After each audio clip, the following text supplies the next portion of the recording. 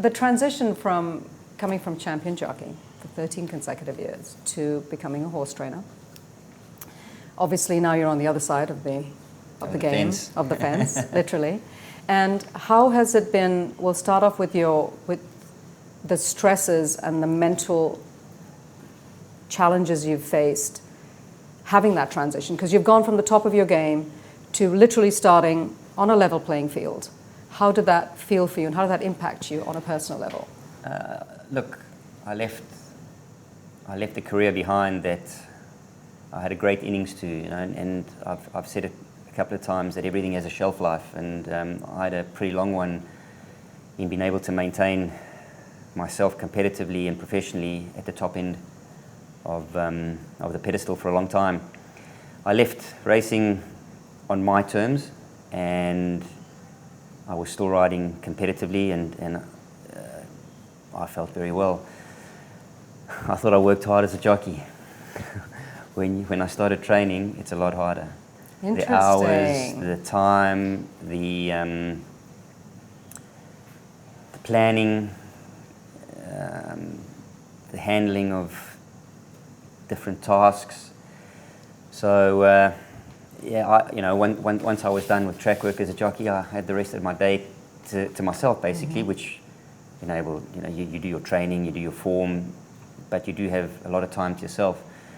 I think as a trainer now, coming in early, overseeing all the horses, checking that they're okay, preparing their gallops, preparing their programs for racing, speaking to owners, updating, all those sorts of things.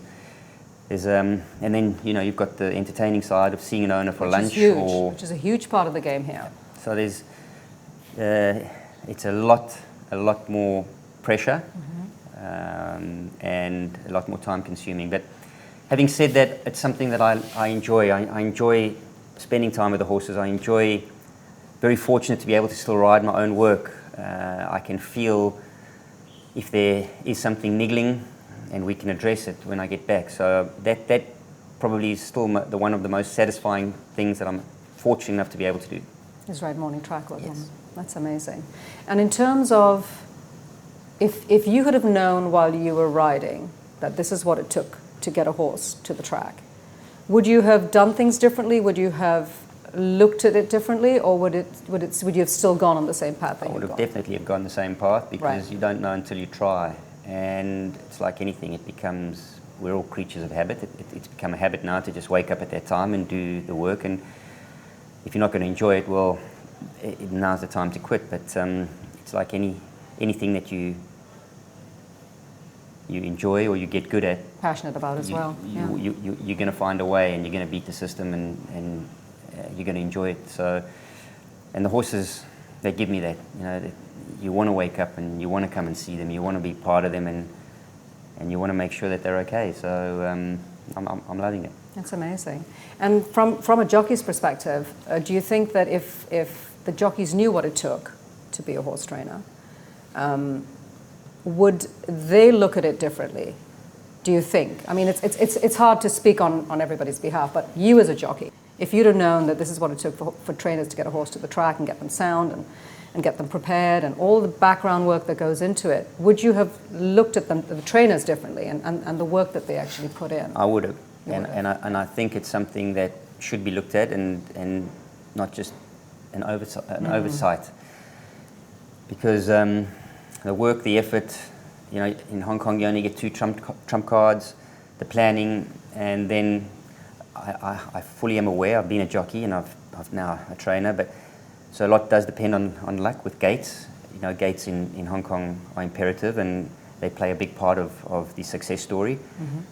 But then you're also, there's a couple of times where you just think, well, you could have possibly given that a better ride, or you could have done something a little bit different, and the result would have probably been different. Mm-hmm. And I don't think enough thought and time goes into the preparing, and it's fine for a jockey to get off the horse. They can jump on another horse from another stable, but I've still got to train that horse, and I've still got to. And you're held accountable. Well, I've got to still tell the owner and explain to the owner. So it does get difficult, and but it's something you deal with, I suppose.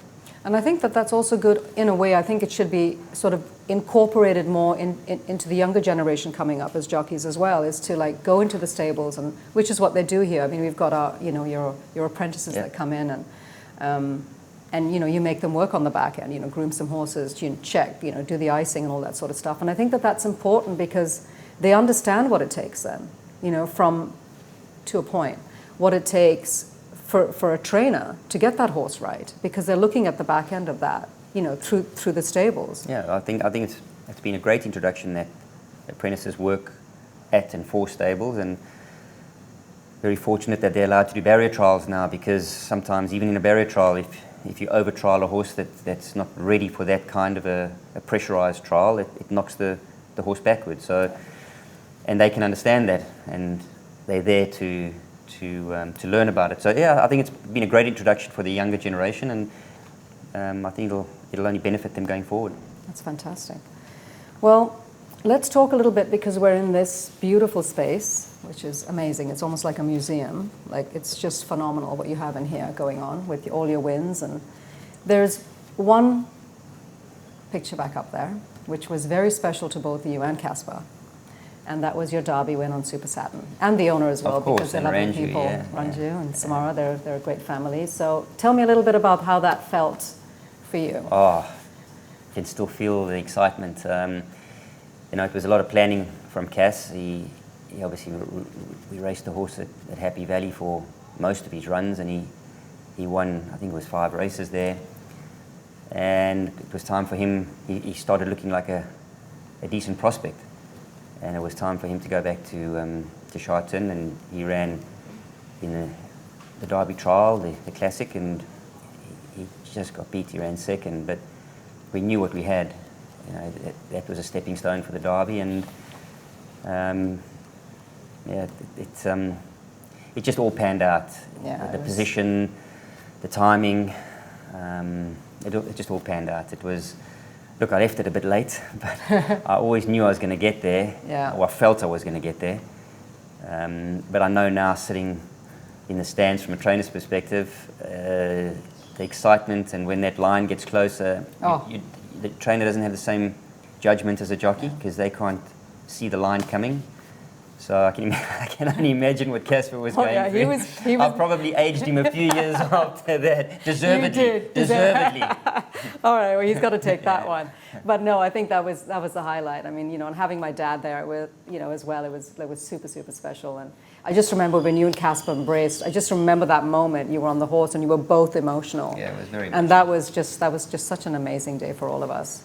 So I really appreciate it, and I want to just have a little talk outside, if you're okay with that. Yeah. Just want to chat a little bit about Russian Emperor, and maybe we can talk a little bit more about some of the stuff going on in here, if you're okay with that. Yeah. No problem. So I'm just here with Dougie, and we're just going through his beautiful room with all his amazing trophies and Group 1 wins as a champion jockey and as a Group 1 trainer. So Doug, let's start off with the Emir sword. Yeah, so that's the number cloth that he wore for the Amur sword. Very memorable. And that's obviously the champions in Cheta this year. That was last year. And that's the Gold Cup. That's the January Cup that Savvy 9 won, Group 3. And that was in 2021? Yeah, it was nice to have Christoph Sumion in town. He rode a peach of a race. He made the difference that day. Nice. And then you've got... And then that's the Gold Cup, I think? This is the Amar Sword trophy. Oh, that's the trophy? That's amazing. Yeah. And you get to keep that. Doesn't have to go back in circulation or anything. It doesn't, thank goodness. And this is obviously the Centenary Sprint Cup with Stronger. Oh, nice. That was in 2022. Yep. That's amazing. And then you've got the Super Saturn. Yeah, that was the Super Saturn, my first derby. Gosh, look how young we all were there. I thought I still looked the same. We're not far off. Mine is a little bit ahead, but you know, it's all good. That's amazing.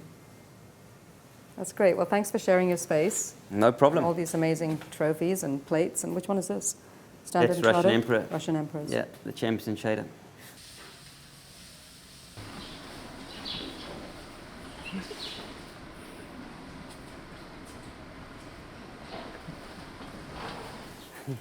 Always eating. Come, come. Hello, handsome. That's what they do. Can I say hi? Yeah, of course. What they do now. Hello. Oh my God, hi. Look at that. He's inquisitive, aren't you? He's gorgeous. With his Huh? pink nose. Little You pink- know you are too, don't you? Yes, I know. This is what I miss. Yeah, well, this is my is what I time now. miss, yeah. I love going around. No, don't be No biting. They, No- they, no he- biting. he- You just he- like little nips. Yeah. You won't bite. Look. Yes, yes, yes. Oh, he's lovely. He's a good size, isn't he? Big boy. Big boy. Wow. But he has summoned very well. And he travelled well when he went. He didn't. Absolutely. Amazing, just like a natural. It actually does him the world of good because he loses the excess weight when he travels. One way of getting Because it he off tends to carry a little extra, him. right? Little extra, yeah. You look very handsome. You look very handsome. Oi. Don't be grumpy. No grumpiness. They come to video you, miss. I know, you're on camera, so no grumpiness allowed. You want carrots, don't you? You want That's carrots. probably what he's waiting for. He's Yeah, like, 'cause where's they're my not carrots, coming here, Dad? coming with Yeah, how carrots. dare you come without carrots? Oh, It's okay. okay. It's okay. It's okay. I know. I've been around enough for you. Yes, I have. That's amazing. You going to trial him soon, or has he already had one? No, he hasn't had one yet. No, he's Going to wait a while? gonna wait. He only runs in. He's only one, like I think, back end of October or November. So Right. Yeah, he's got some time. He's got some time. I know.